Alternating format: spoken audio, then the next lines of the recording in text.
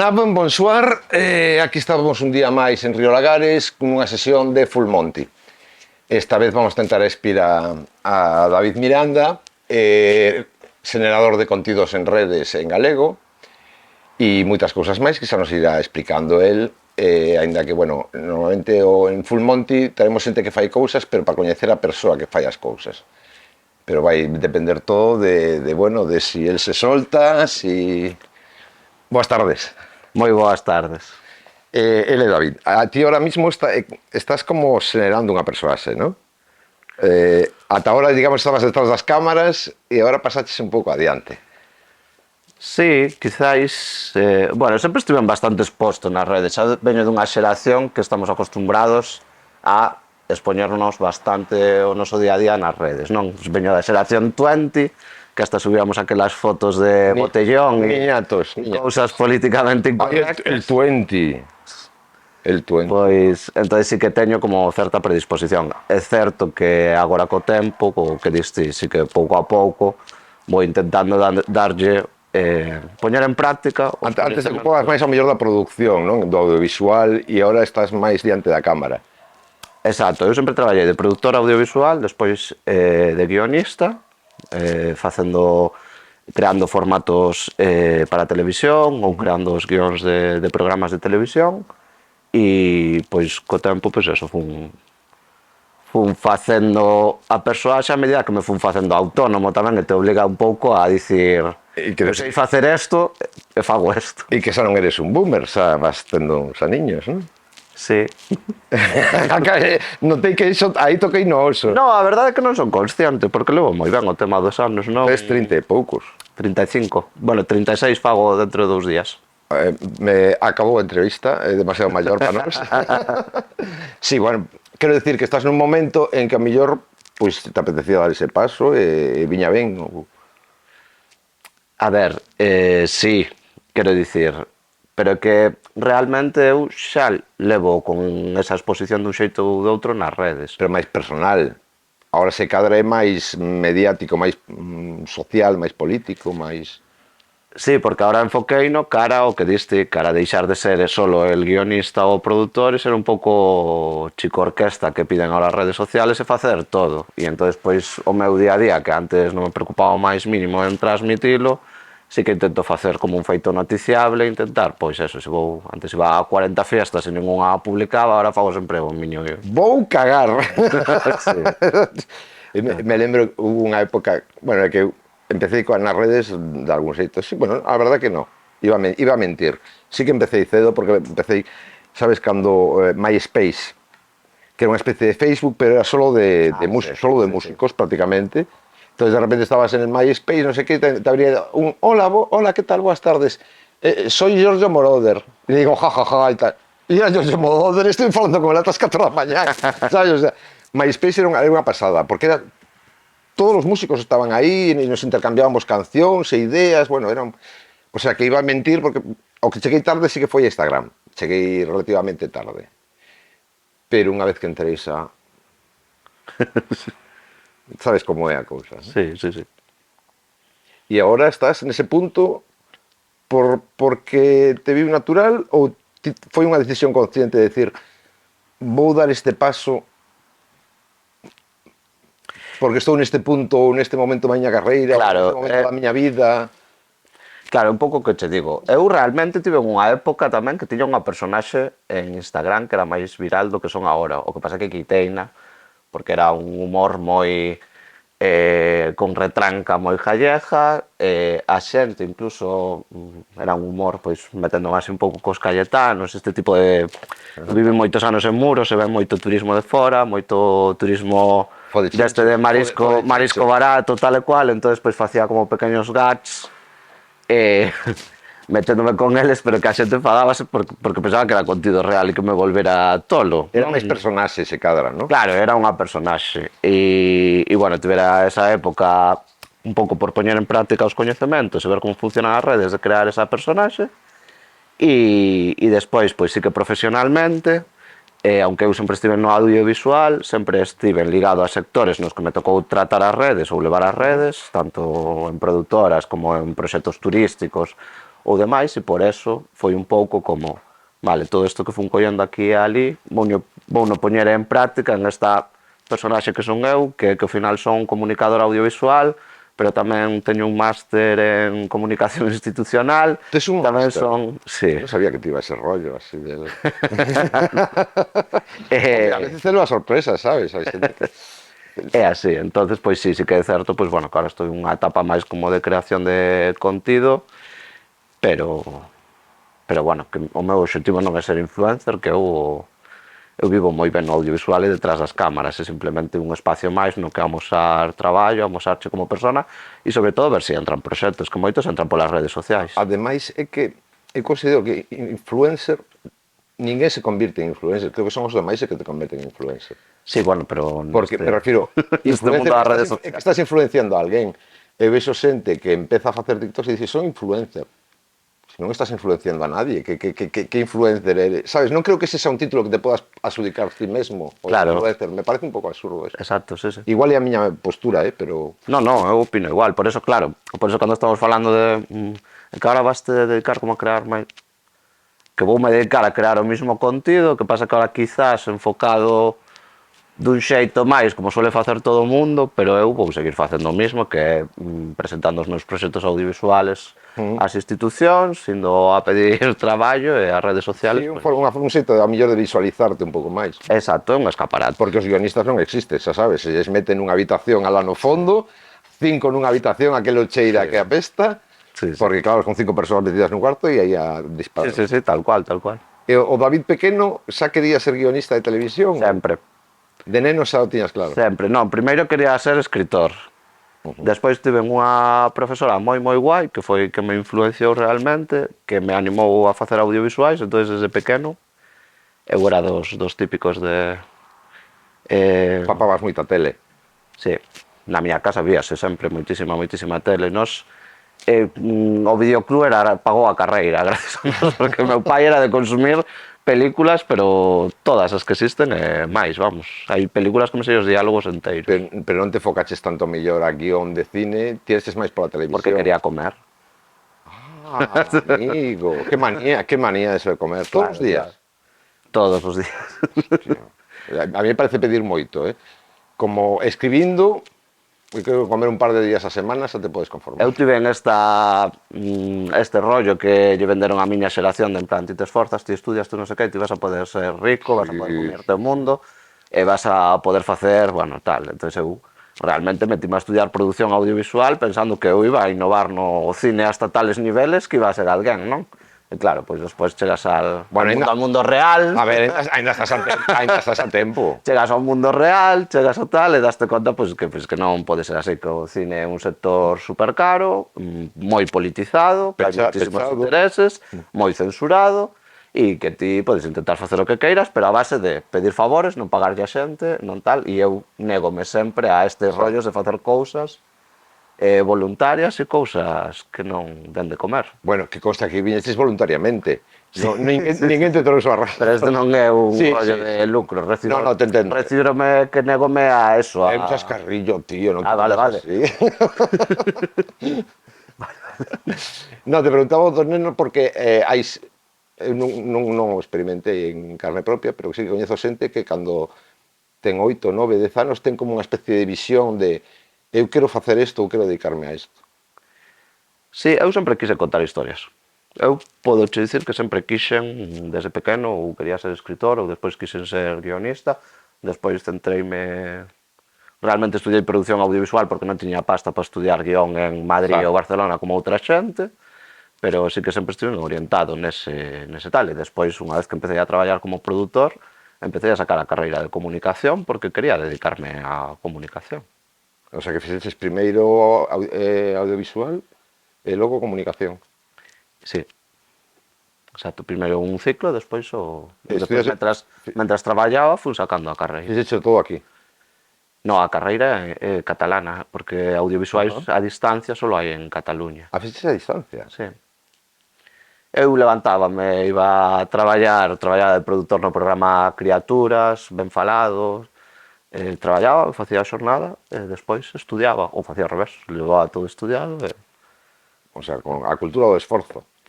A cultura do esforzo é o que che digo, que eu fun dunha xeración que nos enganaron, que nos dixeron que se te esforzabas ibas a ser o que quixeras. Bueno, pero de feito estás traballando no que ti querías. Sí, pero é certo que no audiovisual hai como dous niveles, como os cineastas, que son os que fan de verdad, non, ou como certo mundillo como de cartos, e despois pois, os que estamos nun couso pragmático que para min é arte facer un vídeo dunha festa popular, é tan arte como facer la nova peli de... Sí, pero bueno, en cierto sentido, cando te consigues dedicarte ao que ti querías, a veces compensa. Quero decir, non estás traballando nunha oficina facendo algo que non te interesa para poder escribir guións despois das 8 da tarde. Quero decir, Claro, estás traballando no teu terreo.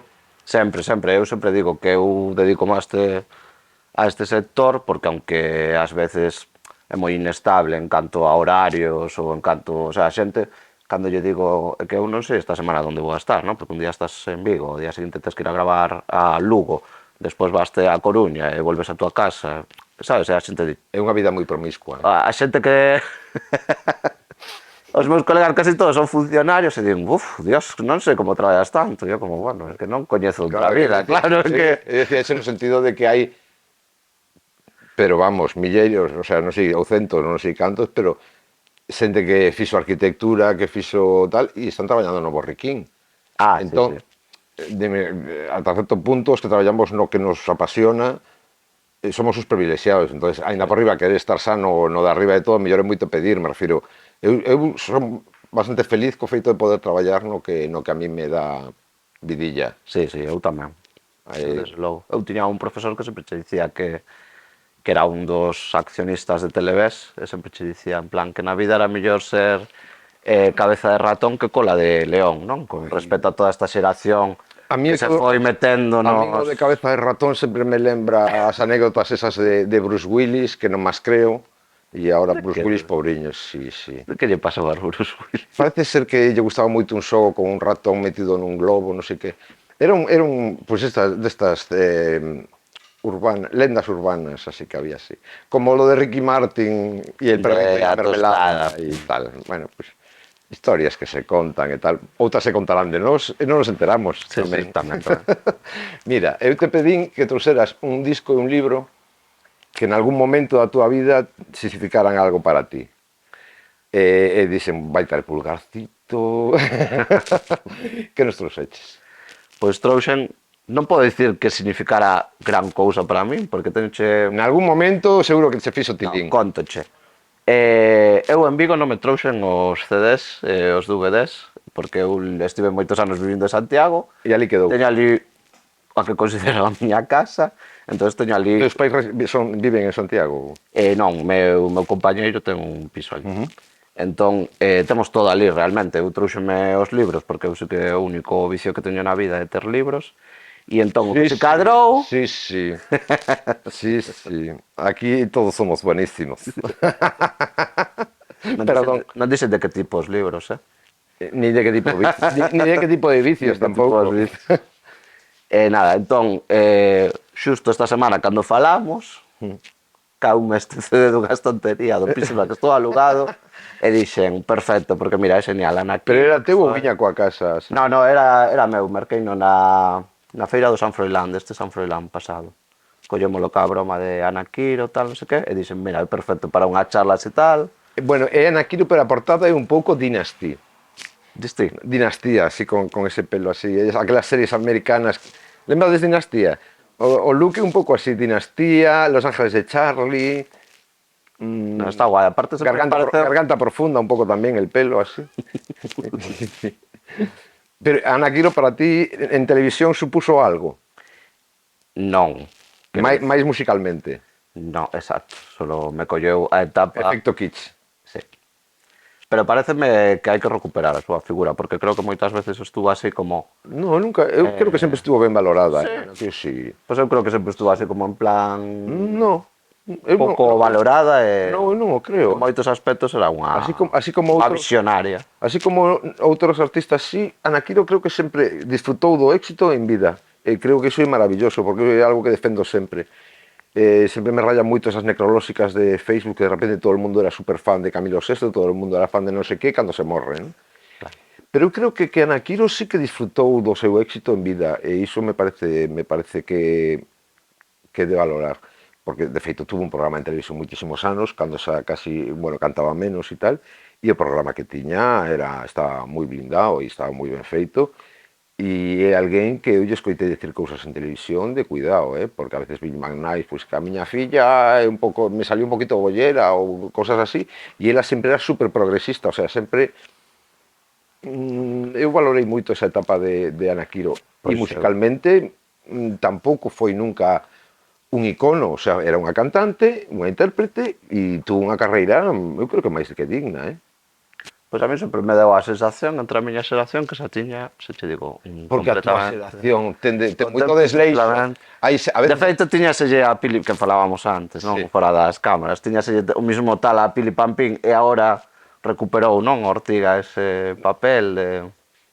non sei, é que te decía porque da A tua Ana Quirós xeración, tiñaselle un pouco a veces mesmo... entra xente aquí pois de menos de 40 anos e mira eso e dice, quen é esa Bárbara Streisand?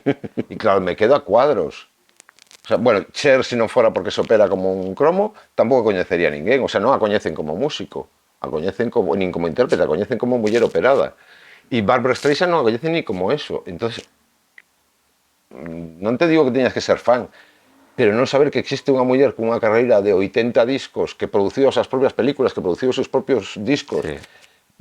que aparte non sei como facía, bueno, sí sei como facía, pero quedaría feo decirlo. Pero ela conseguía que lle fixeran discos para ela, os Bee Gees, Chris Christopherson compoñía para ela, todo o mundo o sea, a calquera que Barbara Streisand lle pidera unha canción, lle escribía un álbum. O sea, realmente era unha tía que todo o mundo se morría por traballar con ela. E hai xente que mira aquí, pero como ten tantos discos esa Bárbara? Quen é esa Bárbara?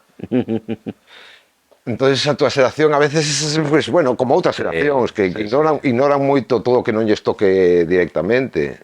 Sí, sí, Hay sí. gente que sacas del OnlyFans y no tiene cultura. Toda la cultura que tiene la aprende por el OnlyFans. Bueno, que me estaba perdendo.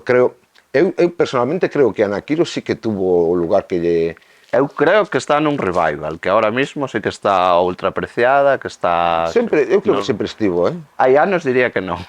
O sea, de todos os xeitos, a mí me dá muitísima rabia que os mellores discos de Anakiro, as mellores cancións incluso de Anakiro, pero con diferencia, foron en castelán. Cando ela empezou a gravar en Cataluña, como se chamaba aquela compañía? Edixa, pode ser? Edixa ou Belter. E sacou varias cancións, incluso en discos recopilatorios de moitos artistas, salía unha par de cancións dela, e era un rollo entre yeye e pop, unhas cancións fantásticas, que logo en galego non as tuvo. Tiraba máis, pois eso, de Galiza Terra Meiga, de estándares e tal. Creo que non chegou a afondar. Me dá rabia que as mellores, por lo menos para min, as súas mellores cancións foron en castelán. Non coñezo a creación musical galega a eses niveis, pero, bueno, en outros sectores que sí que pasa, como no audiovisual, no cine, na literatura, sempre formamos sociedades distintas e a distintos ritmos e moitas cousas. Sí, seguimos sendo. Pero bueno, ao final a diferencia creo que está ben sempre. O que pasa é que, claro, sempre nos toca a diferencia un pouco por embaixo. Sí, que eu creo que non, que moitas cousas creo que estamos máis avanzados que outras sociedades, que o rollo de os galegos creo que no tema sexual estamos moitos máis avanzados Sí, que outras partes do Estado ou... Sexualmente, ti crees? Sí, creo que hai menos tabú sexual, creo que hai como este rollo de os do norte hipercatólicos non follan, pero creo que neso non... No, os únicos que non follan son os vascos, pero porque elas non queren, porque manexan todo por aí. Pero en Galicia, non sei como está o sexo, levo tanto tempo sin follar en Galicia que non... non sabería, a verdade que non sabería decir, pero... Eu non o vexo así, porque, mira, eu lembro, antes dos 2000, sería ano 96, 97, tiña un proxecto de crear porno galego. Creo que todo o mundo tuvo... No audiovisual todo o mundo tuvo algunha vez ese proxecto. Sí, tiña o término agroporno e ademais que non quería facer porno aquí, sino que quería facer porno de aquí. Ou seja, a outra estaba muxindo as vacas e dicía, ai, Marusa, que me muxes, xa me podías muxir a min. E aí empezaba a escena. quero dicir, Ai, non imitar a pornografía americana e tal, sino xenerar pois a típica movida de embaixo do palco da orquesta, you know what I mean. O sea, realmente facer algo... querías centrar todo no argumento No, da porno película. aborigen, e nada de pintarse as uñas e super plastificados, no, agro. En fin, e non puiden sacarlo adiante e conseguín xuntar producción, conseguín xuntar bastante equipo técnico e tal, pero non atopei persoas galegofalantes dispostas a actuar. Pero pensas que en Andalucía tería lo sacado adiante ou... Sí, hombre, ¿cómo no? ¿Cómo que no? Eso dos botellas de tinto y lo saca para adelante de pispas. Ay, cuando tiramos dos lugares comunes, en fin. ¿No? ¿Tú tienes experiencia en Andalucía? No, precisamente. Ah, precisamente, claro, ves. Por eso tu OnlyFans a tu OnlyFans se falta acento andaluz. Entonces se me tamén un libro, bueno, te pedín un libro e me trouxeses dous. Trouxeche dous, porque me moita rabia non traer un libro Si se pide un bocadillo me traes unha empanada. Trouxen dous, que queres que empiece por... Son así Empieza por donde quieras, vas a acabar donde quiera eu. Mira, este es que o falábamos. Falábamoslo antes de empezar a entrevista, que dicías, non tes libros LGBT na tenda? Sí. Como se os libros levasen unha etiqueta. Nada, trouxen este libro que ainda non o leín, que é dunha colega que se chama Daniela. Non o leín, pero sei de que van porque fun a 400 charlas dela, casi xa non leera, porque é un libro de historia. O que pasa que é un rollo de historia así como máis divulgativo e se chama De función dos sexos e, bueno, trata un pouquiño pois sobre como isto de ser LGBT non é unha moda, sino que xa leva moitos séculos, o que pasa que antes non se chamaba LGBT. Pero se centra máis no xénero ou na orientación. En todo, aborda todo. Aborda como non podemos ver a historia Que desde... pretenciosidade, o sea, aí non cabe todo eso. Sí, aparte é que non coñeces a Daniela, tela que traer un día. Non coñeces a Daniela. É unha muller que todo o que di é moi fácil de entender, que divulga moi ben, que é moi tal, e que escribe igual de... porque non o lin inteiro, pero lin partes históricas. E publica xerais, sí. Ah, pois mira. Esa te digo, non o lin, pero xa fun a varias Función dos presentacións. sexos. Porque aparte é moi curioso, porque como é de historia, ela cando fixo eso, pois tiña unha certa documentación, pero a raíz de sacar o libro, pois a xente foille achegando cousas. Por exemplo, recolle algo que non sabemos os vigueses, recolle que a mani galega polos dereitos LGBT foi aquí, a primeira. Claro. Foi a tal. No ano 82. A raíz de que saliu o libro, recibiu fotos, recibiu escallolado. Disidentes sexuais na Galiza contemporánea e non aparezo eu.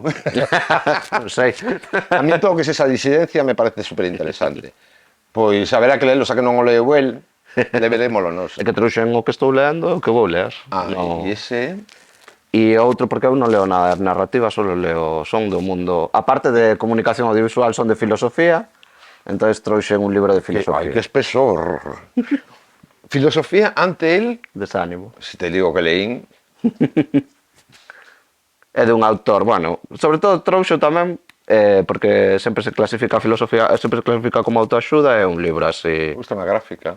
Moi interesante que non ten nada que ver ca autoaxuda, vamos, que sobre os autores clásicos, o sea, sobre a filosofía no día a día, vamos.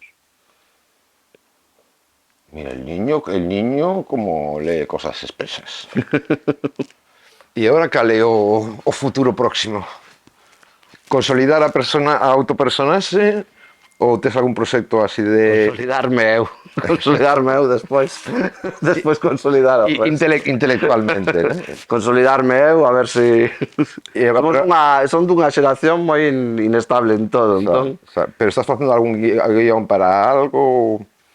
Sempre, cando ti traballas nesto, sempre tens que estar, o sea, hai unha época como de presentar máis proxectos e preparar proxectos, e outra de producilos, e outra, pois, de moi corta, que de chorar e pensar que el audiovisual en Galicia vai morrer e desaparecer, e despois, pois, volves outra vez a la rueda, non? Entón, pois, bueno, ahora mismo estou máis unha época de 100% produción, porque en Galiza, en canto ven o bo tempo, sempre se grava máis, entón sempre hai máis traballo. Para a semana marchome a Sevilla, a un congreso, e despois de eso empezo con outra grabación, un outro congreso aquí que me acaban de avisar, e estás así como todo o verán. Tes a túa propia productora.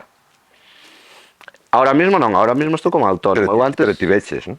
Eu antes facía parte dunha cooperativa na que éramos 5 persoas. Un sonidista, o sea, un montador, sonidista, un cámara, un productor e E se acabou. sí, e facíamos entre todos un cada a súa parte e sacábamos os proxectos adiante. E esa etapa pechachedes ou está aí un... Eu pecheina porque estaba máis centrado o sea, nos viñamos de facer programas de televisión para donde nos coñecemos e traballamos para a Televisión de Galicia. Facíamos series, programas de televisión e demais. Entón estaba moi centrado no formato produción de vídeo 100%. En plan, facer vídeo, facer tele e tal. E eu quería dedicarme máis á comunicación. Entón, claro, o tempo que eu me dedicaba á comunicación non había quen escribira os contidos, quen preparara os proxectos, quen fixera a parte comercial, que tamén a que facemos os produtores. E entón había que buscar como unha forma de que todos convivíramos e ir vendo. Pero é unha aposta, non? Porque de repente, mellor, de onde te viñan os ingresos, ahora te quedas sin eles, ou... Sigo traballando con eles. Ah, va, entonces... O sea, claro, o que pasa que, a ver, é máis autónomo. Literalmente, claro. Ahora é como cando ti estás en cooperativa, o mundo do cooperativismo somos así un pouco extraños todos. Nos tomamos como todo moi a lo colectivo, muchas responsabilidades, tal. Asambleas para todo. Asamblea para todo, un tal. Entón, cando ti estás neso é unha falta de respeto, ou que sei. Dicir, no, es que eu agora me apetece facer notas de prensa para non sei que concello e non apetece poñerme a facer programas de televisión, non? Entón, non ten sentido que estés aí metido, ten que ser coherente co proxecto. Pero eles siguen co... Sí, sí. Sí, sí, e vámonos xuntos para semanas, e te digo, vamos a Sevilla porque tiñamos sempre uns congresos médicos que empezaron aquí, graban cada ano un sitio fano cada ano un sitio do Estado, contratáronos aquí en Vigo, e vanos rulando, cambian todos os anos de cidade, pero cambian o equipo, levano con eles. Supoño, como vos guionistas, cantas novelas tes escondidas na gaveta? Ninguna, son malísimos. Non chegaches a escribir nunca? No, son malísimos para os formatos largos. Podría dicir, non sei se tería algún conto, pero non... Ah, que curioso, porque toda a xente que en algún momento se plantexou escribir, todo o mundo ten algunha novela inédita. No, pero porque cando ti traballas escribindo non te apetece poñerte no teu tempo libre a escribir. Como que non? Como que non? No. Apetece calquer cousa menos escribir máis. E a mí xente me dice, pero en casa escoitas música? E me digo, sí. E se quedan flipados. Porque estou aquí todo o día con música e tal, e me dicen, supoño que se llegas a casa e silencio. E digo, no, pues en casa poño música. E me cago. Pois eu non... El grito de Munch. No, eu non son capaz.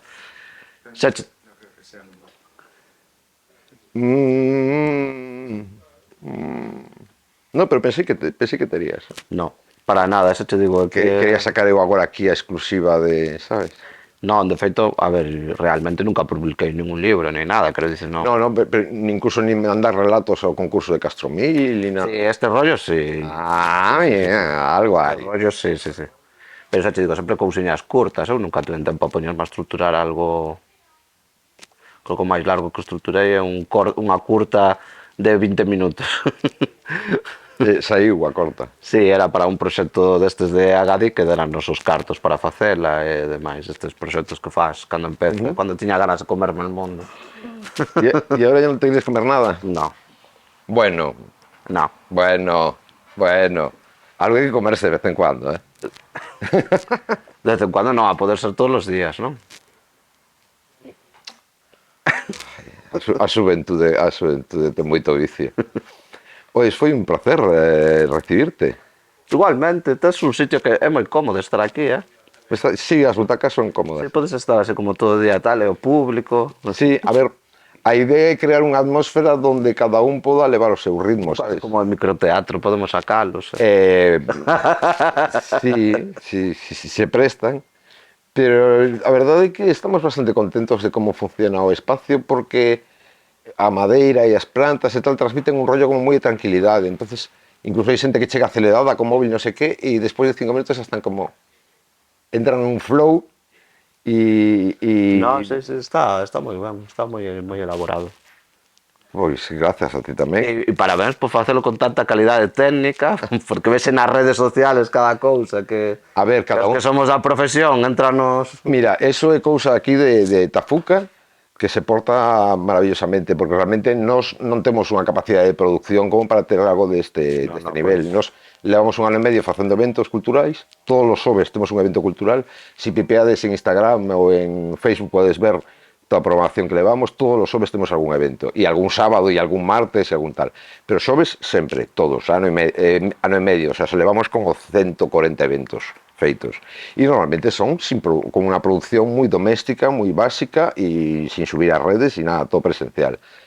Estas últimas Full Monty estamos facendo con Tafuca e a verdad que estamos encantados porque traballan de coña, o sea, parecemos guapos, parece que vocalizamos, o sea, realmente, sí, tes razón que hai que valorar ese traballo moi importante. Eu a verdade é que flipei, porque non o coñecía hasta que coincidíramos aí e me convidaste o espacio, sí, que coñecías, xa estiveras. Non coñecía o formato. Este formato, sí. Hasta que nos atopamos tal e falamos do tema, non sei que, e flipei, vamos, porque estarse facendo absolutas barbaridades e este, sin embargo, ten aí de feito, mira, unha calidade de televisión, casi. Temos outros formatos como Radio Sen Onda, que é un programa de radio que facemos solo presencial, que en alguna vez intentamos gravalos e tal, e non, o sea, o de Tafuca está a un nivel guai. Estuvimos tamén moito tempo con David Pichouro, que nos fixo as pichadas, o sea, que as podes ver en nosa canal de YouTube. Hai unhas músicas de DJs maravilloso, porque aparte grababa o sonido directamente da mesa, o sea, todo para... Pero o facía tamén que se o levaron para Ibiza, está traballando ahora en unha radio en Ibiza. Entonces, pues nos quedamos, xa te digo, somos autogestionados.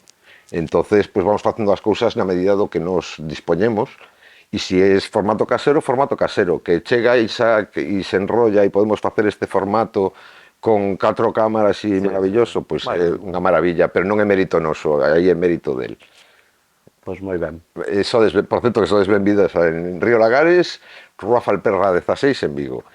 E nada máis, que dentro de pouco teremos outra persoa espíndose, perdade se polo de Full Monty esperabades que alguén se sacara algo. A ver, eu non teño ningún problema, pero tampouco quero espantar ao pouco público que teñamos. David, foi un placer. Seguiremos chapista e cualquier día te traemos outra vez, a ver se te sacas a camiseta, polo menos. Grazas, chao.